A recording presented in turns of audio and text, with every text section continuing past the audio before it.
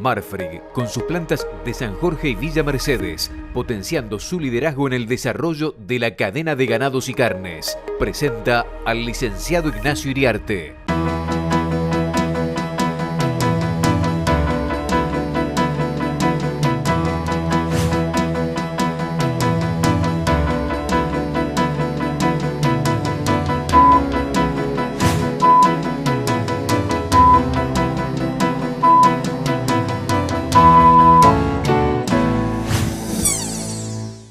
Amigos de Canal Rural, buenos días.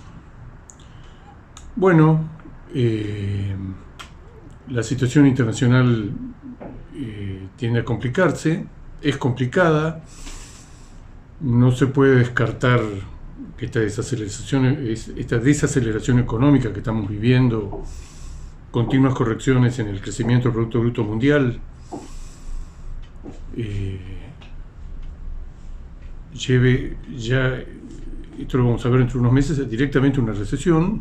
Esto combinado con la suba de tasa de interés, todo un combo que lleva que ya desde el punto de vista del crecimiento de la economía, que se venía insinuando muy vigorosamente después de la pandemia, se salió de la pandemia de una manera mucho más rápida, mucho más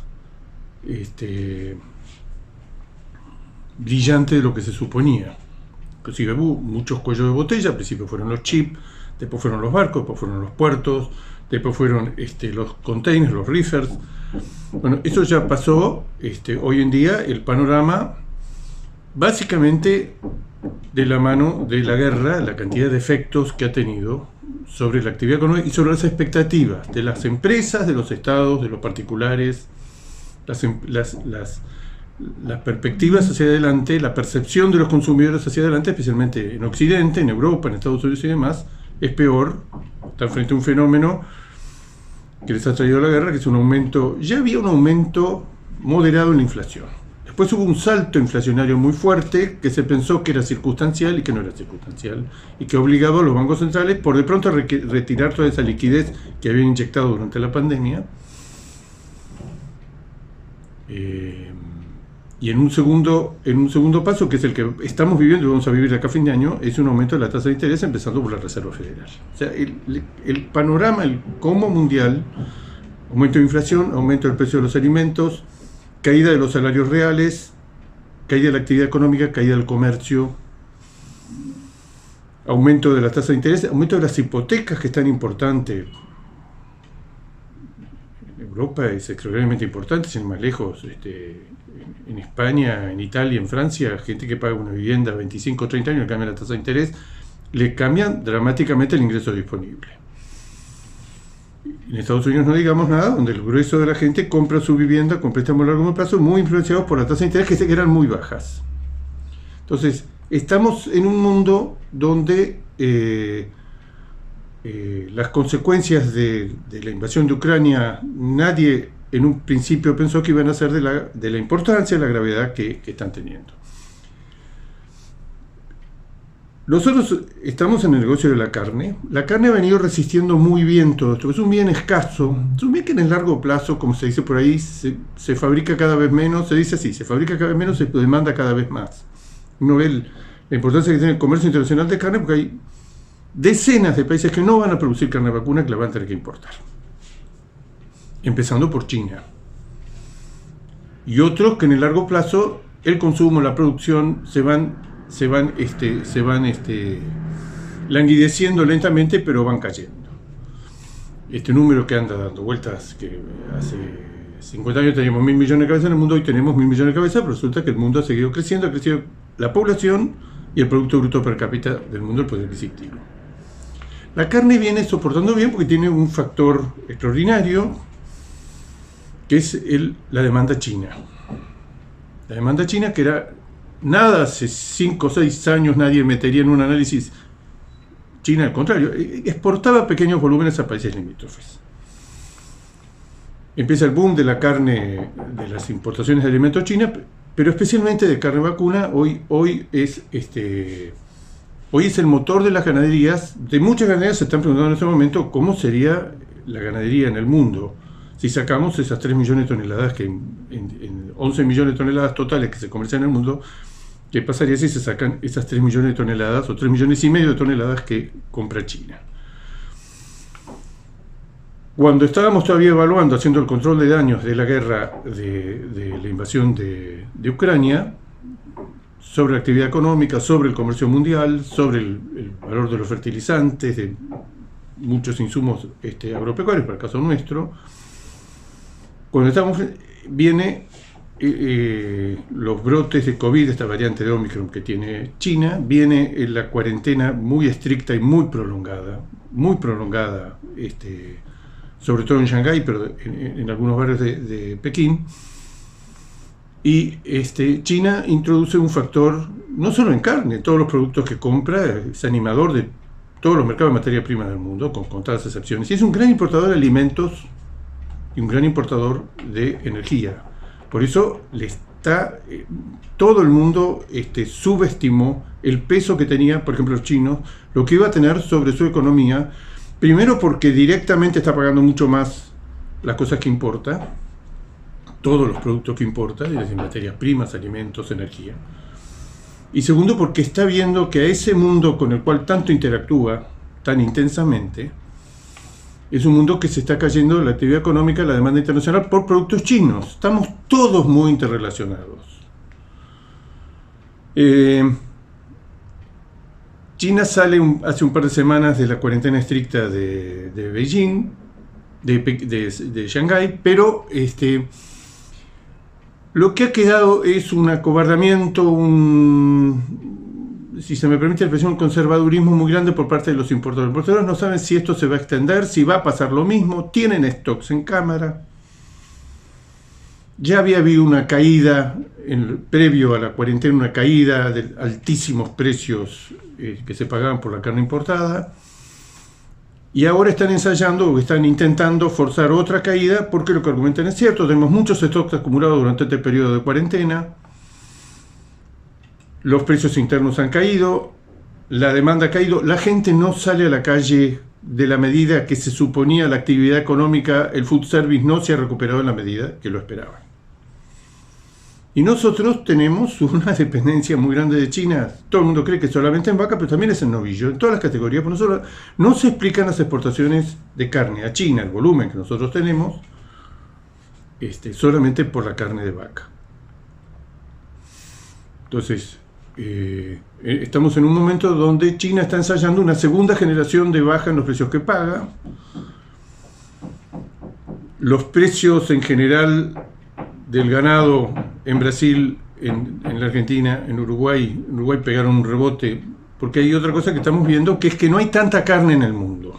Uruguay es un ejemplo extraordinario, pero es un caso aparte.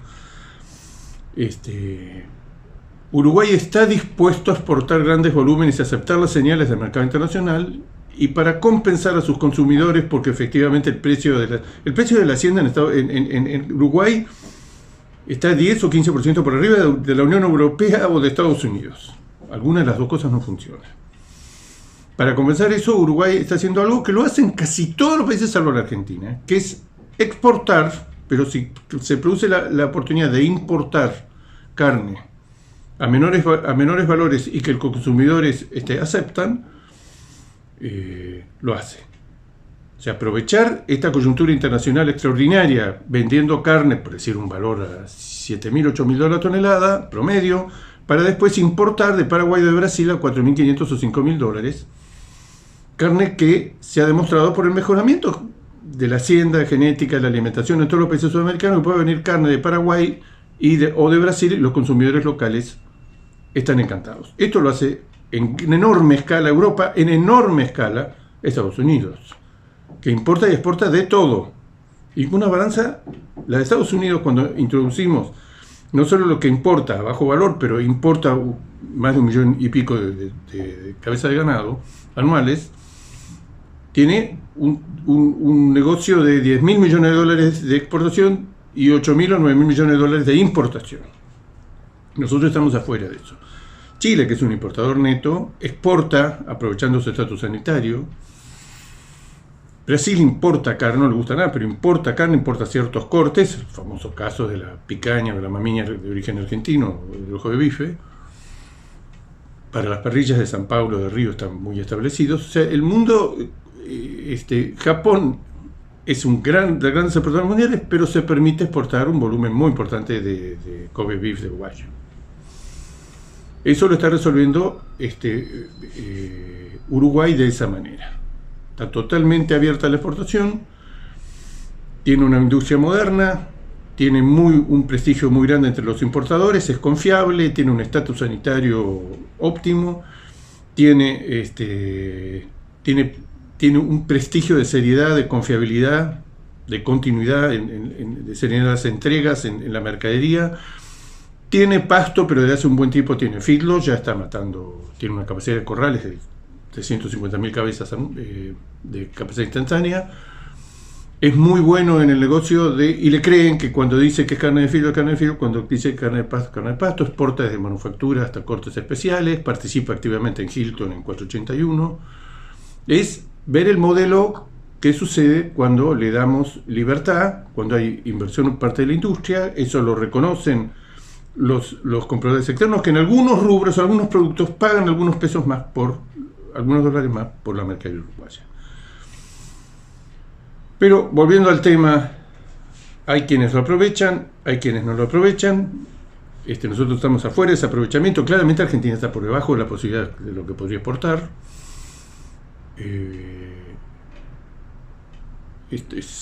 Pero si le estamos dando una importancia extraordinaria a la compra china, vamos a decir que se acaban de publicar, son cifras de hace 20 días, terminó el mes de mayo. China importó una cantidad en dólares récord en la historia de carne vacuna.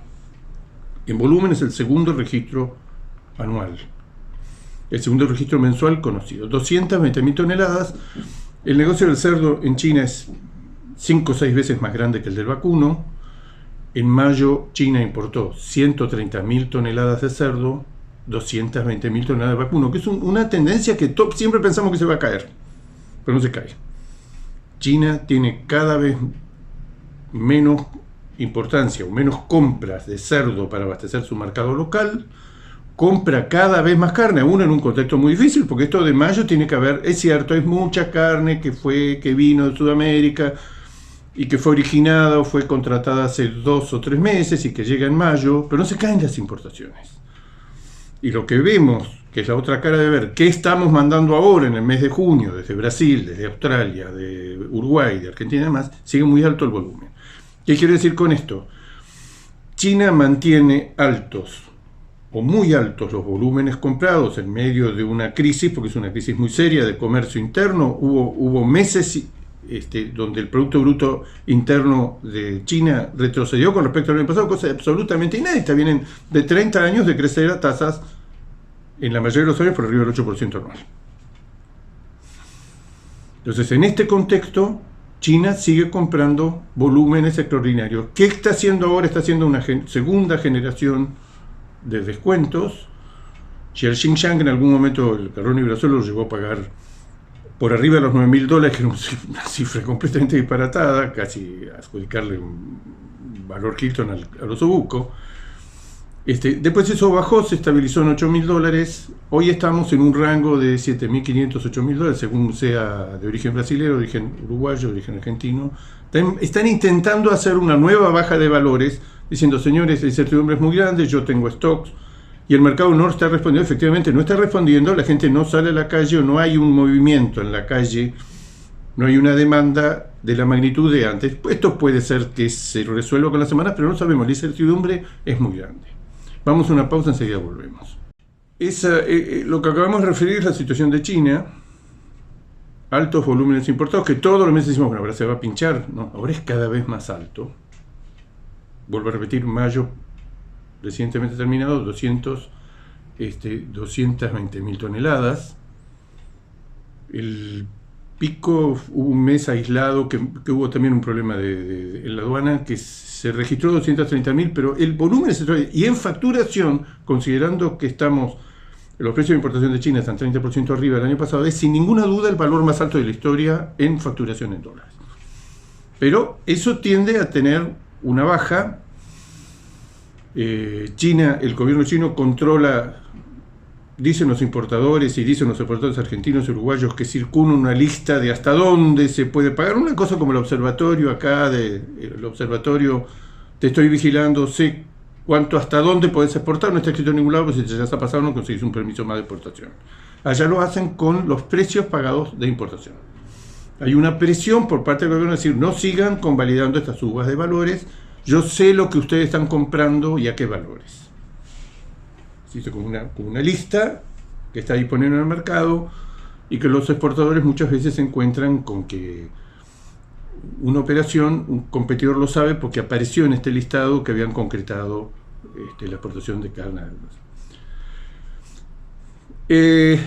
Baja el precio de la vaca por debajo de los $6.000, la vaca en cortes, la rueda por debajo de 7.000, pero estamos en un acomodamiento de precios que es más un intento, vuelvo a repetir, es una segunda generación de baja de valores que es visto con una perspectiva histórica, siguen siendo buenísimos. Pero el mercado chino tiene una gran incertidumbre, es que no se sabe si esta política COVID-0, que hasta ahora el gobierno podría decir, especialmente con la liberación y la vuelta al trabajo de Shanghái, dice, este es el camino. Las estadísticas oficiales dicen que han hecho 11.000 millones de testeos. Este es el camino.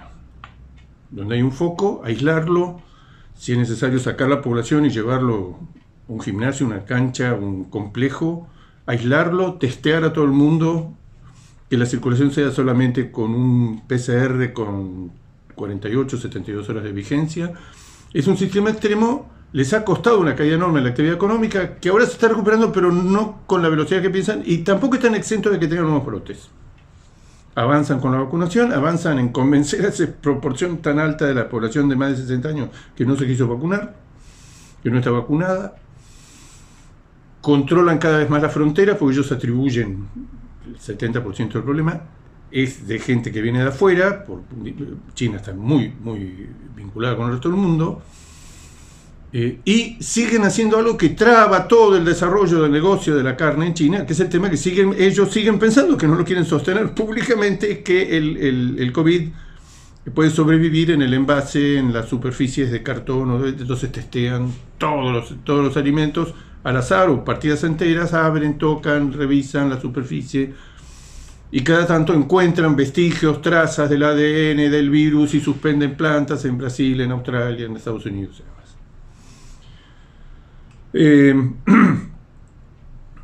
O sea, tenemos el factor China menos pujante que lo que era hace 2 meses o 3 meses antes de la guerra y antes del COVID-0. COVID-0 es lo que le damos más fe, que en algún momento los chinos están mejor que hace 10 días o 20 días. El diagnóstico es mucho mejor. Pero están con muchas amenazas y los importadores eso lo están haciendo pesar. China, lo decimos siempre, China, todas las proyecciones que se hacen, que son muy notables de el aumento a futuro del consumo de carne vacuna, claro, si los tipos se van de 7 kilos de consumo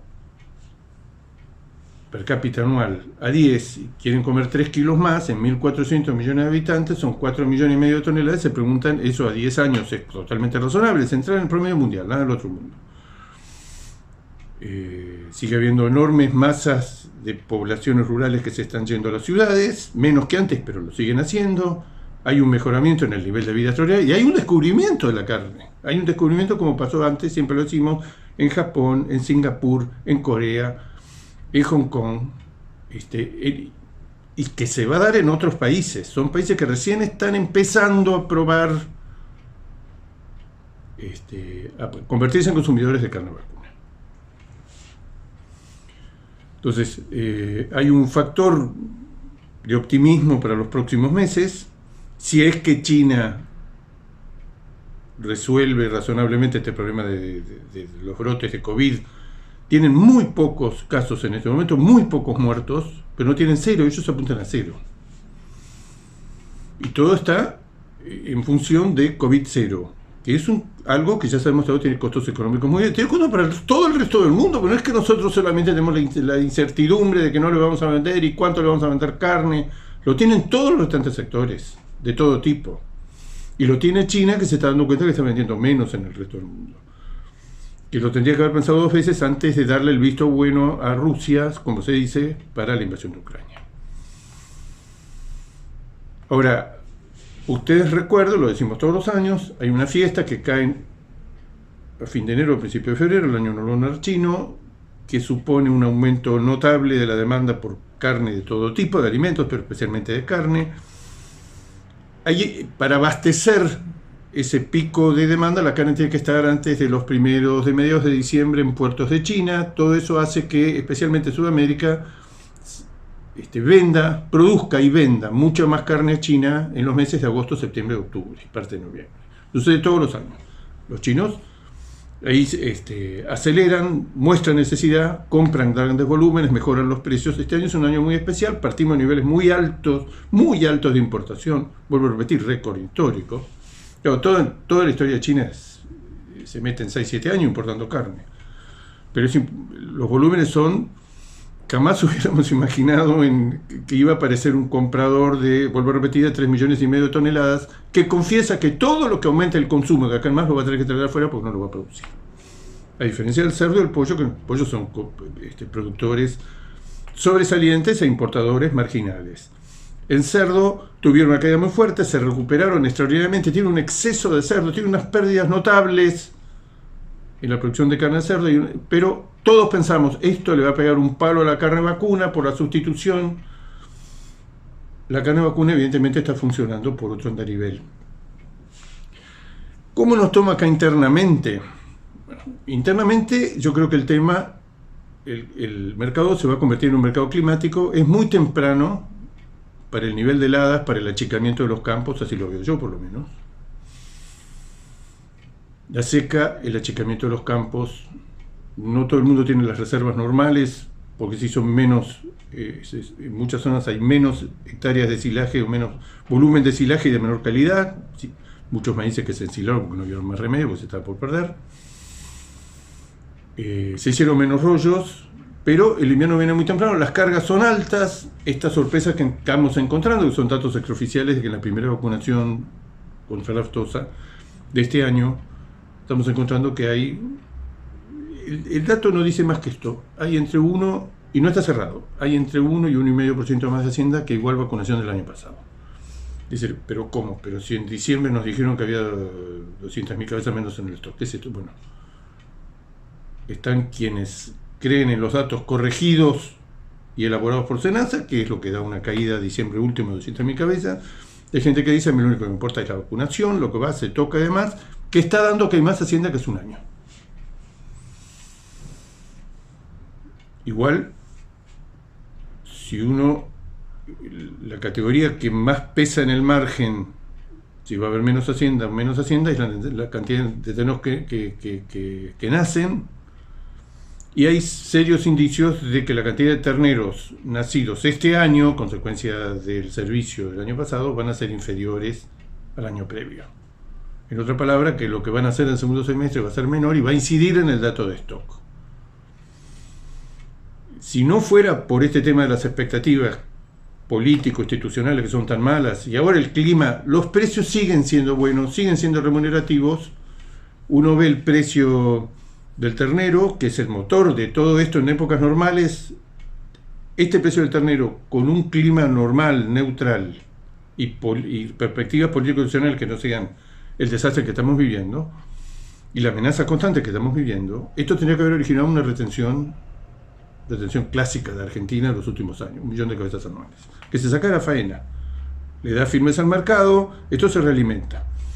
Retiro de la faena 1 millón de hembras que pasan a ser madres, en vez de tener 22 millones de vacas, tengo 23 millones de vacas, ahora hay 124 millones de vacas. Generalmente esto tiene un techo. Argentina es muy difícil en el corto plazo que uno diga va a llegar de vuelta a los 60 millones de cabezas que tocó 2 veces en la historia. Estamos en 53. Ahora aparentemente hay un crecimiento de 500, 700.000 cabezas por la última vacunación. No sabemos si se va a sostener, no sabemos cómo va a pesar, si es que efectivamente hay menos terneros nacidos en el segundo semestre. Eso va a pesar, piensen, nacen 400.000, 500.000 terneros, se come gran parte del aumento. los precios, las perspectivas internacionales del negocio de la carne darían para, y lo está haciendo, gente que lo está haciendo, que está invirtiendo en el negocio ganadero, que se abstrae, que corrige el clima de toda la medida que puede, con reservas, con mejor aprovechamiento de los recursos forrajeros y demás, y que dice, en pocos meses más vamos a estar hablando de otro gobierno, otras circunstancias, otras perspectivas. Si hemos logrado resistir esto, lo que viene para adelante va a ser mejor seguramente. Uno mira los precios reales de la hacienda, es evidente que se han quedado atrás, ya que dejamos el pico, los picos máximos de la historia que tocamos, en algunos casos con invernado, con el gordo, se tocaron en marzo, en otros en abril. Estamos en el podio, pero ya no son los precios más grandes de la historia, y hay un deterioro muy rápido. Uno observa los valores, por decir, por ejemplo, un ejemplo del novillo. El novillo en Liniers o Cañuelas tocó 306 pesos, hoy está en 270. Si ahí vemos una caída del 10-12% en términos nominales, que se agrega 10-12% en términos adicionales, reales, estamos en semanas, estamos con precios 20% menos remunerativos entre la baja nominal, que es lo peor, la combinación de baja nominal y una inflación muy alta. La amenaza de la inflación está llegando porque apenas nos quedamos unas semanas en los precios de la hacienda. El poder de compra de un kilo de novillito, de novillo, de vaca o de ternero, lo que sea, se deteriora muy rápidamente, y si llega a coincidir con el estancamiento, lo que es peor, con la baja en los valores nominales, no es ninguna novedad. Una situación que era excelente pasa a ser una situación buena, pero nada más que buena, y una luz amarilla adicional, que es los insumos que han empezado a subir por arriba de la inflación. Acompañaran los insumos ganaderos, una pastura, la confección de un rollo, un alambre, un periodo de invierno, el personal, el costo de la sanidad, el maíz. Todo eso venía acompañando la inflación, ya no acompaña más la inflación. Y en algunos productos estamos viendo muy peligrosamente que empieza a aparecer la escasez. Si lo querés, ya no es al dólar oficial, porque ya no se consigue más, sino es al dólar paralelo, entonces cambia completamente. Hasta ahora no estamos en eso, pero ya pasó con el alambre. O sea, hay tensiones internacionales, alambre, cubiertas, productos siderúrgicos, fertilizantes, algunos agroquímicos.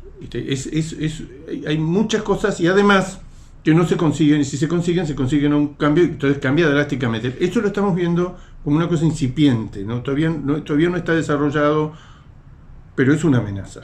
Es una amenaza, díganle a cualquiera que tiene que buscar en estos días cubierta para la chata.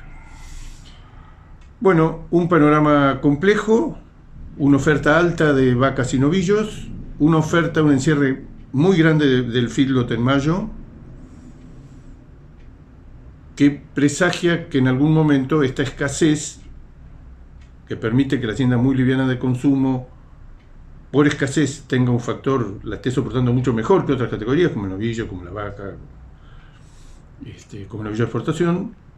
Bueno, de acá 45-60 días, lo razonable sería, en función de los datos que publica Senasa de encierre de los meses de abril, mayo, y probablemente lo que va de junio, en algún momento de los próximos 45-60 días va a haber más oferta de esa categoría, los precios en términos reales por lo menos se tendrían que moderar.